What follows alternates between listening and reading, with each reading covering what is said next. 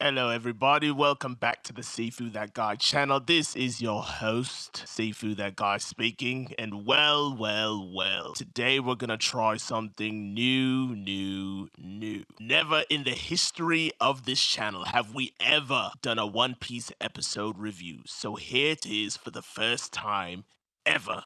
One Piece episode 1046 review. And before we get into it, let's go ahead and please drop a like on the video. Make sure you subscribe. As you well know, we are on our way to 200 subscribers. But before that, we have roughly 10 more subs to go until we get to 150 subscribers. Therefore, if you would please drop a like on the video and make sure you subscribe. Hit the notification bell for future notifications regarding One Piece videos. And as they say across the pond, let's get straight into it. Hey, listen!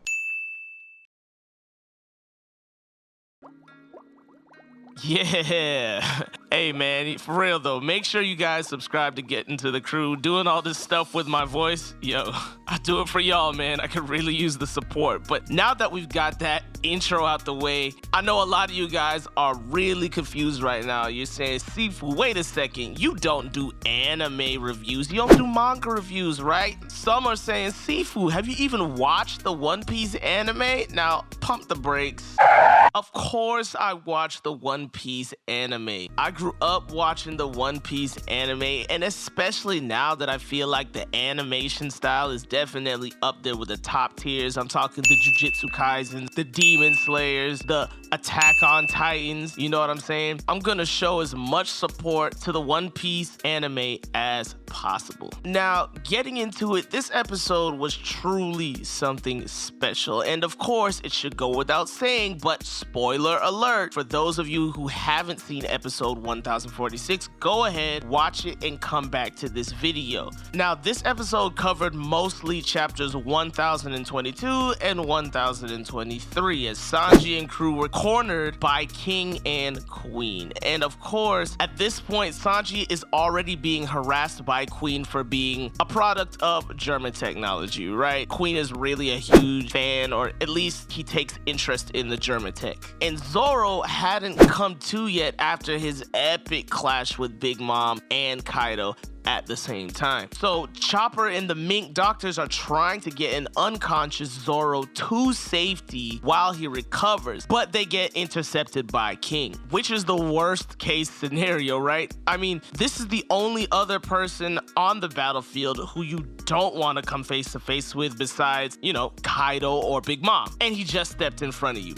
What luck. Anyway, so Chopper pretty much knows he's screwed at this point, and Sanji, who's been doing a great job regulating up until this point, by the way, tries to get to Zoro and Chopper in time, but Queen gets in the way. Now there's really nothing in between an unconscious Zoro and Chopper, who is still recovering himself. Right as King goes for the finishing blow, he's intercepted by none other than Marco, the badass Phoenix. Side note, y'all ever think that Oda writes his fights like a Royal Rumble or something from WWE? Like, if you just add an epic entrance theme to Marco right now,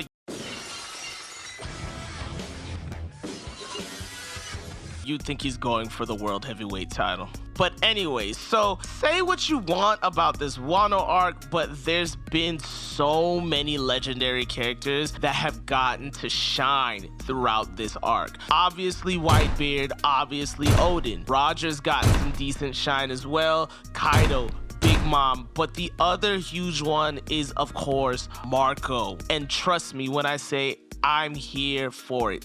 And Marco is a fan favorite. Marco got tons of shine during the Odin flashback as a little kid when he was revealed to already have the Phoenix Devil Fruit. Of course, he got a cool moment on Sphinx Island talking to Nekomamushi about his decision as to whether he was even gonna join them on Onigashima. And of course, he had the badass honor of kicking the Queen Mama Chanter back down the waterfall outside Onigashima for the second time. I mean, Marco is definitely a candidate for MVP for this arc. Just saying. But anyway, Marco gets to King just in the nick of time. And of course, Queen is pissed off at the fact that Marco is still here. He's still getting in the way. He's still a thorn in their side. And he was giving both of them that work just a little bit earlier. So yeah, Queen is a little pissed.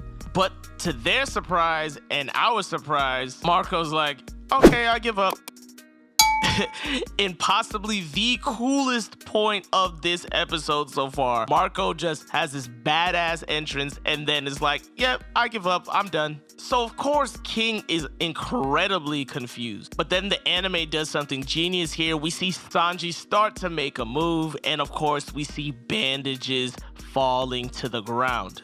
While King is super baffled, Marco, using his observation hockey, he just kind of steps to the side and he kind of says, yay, here's your star. And the camera pans to not a bird, not a plane, but Roronoa Zoro in mid-flight, aiming directly at King. Sanji and Zoro, who's now fully recovered, clash with King and Queen respectfully, and they are raring to go. So at this point, to everybody's amazement, Zoro was able to make a full recovery by taking the mink drug that, of course, it's gonna have some crazy side effects later on, but at this point, Zoro's back in the game and he's ready to have his one with King. Sanji's ready to have his one with Queen, and the stage is set. Yonko commanders versus future Yonko commanders. And Sanji and Zoro are excited about this. They're even sharing dialogue with each other, saying that, hey, if we win, we'll be able to catch a glimpse of Luffy becoming Pirate King. Let those words sink in. And the anime does such a great job here. I mean, literally, round of applause. This is top tier animation here, and it just goes to show that Toei really is up there with the best when they put their mind to it.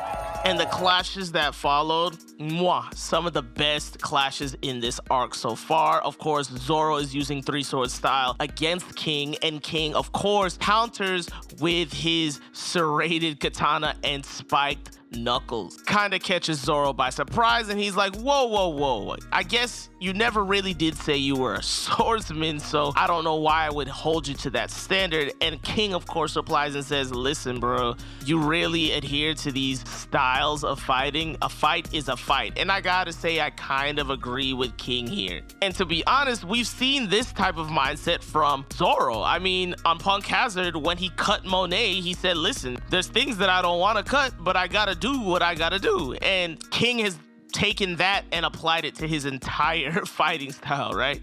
The clash between Queen and Sanji, of course, is nothing to sleep on as well. Queen is trying to hit him with lasers, but Sanji's just too damn fast. He uses Diable Jamble Concussor on Queen, and man, just both these clashes are the creme de la creme, cream of the crop, and this just gets everybody super excited. I know I was genuinely on the edge of my seat because you know that the battle between Luffy and Kaido is about to get back underway. And judging off these two fights so far, you know that we are in for epicness. But from here, we cut to where Luffy actually is, and he's on the ground. This is post Kaido knocking him off Onigashima, and he digested all the food that Caribou gave him. I think it's like a month's worth of food that Luffy ate and digested all at once. And Luffy goes on the lookout for Momo here. He's ready to get this plan underway. They're gonna fly back up to Onigashima, and Luffy's gonna give Kaido the business. Only one problem, he can't find Momo. Of course, Shinobu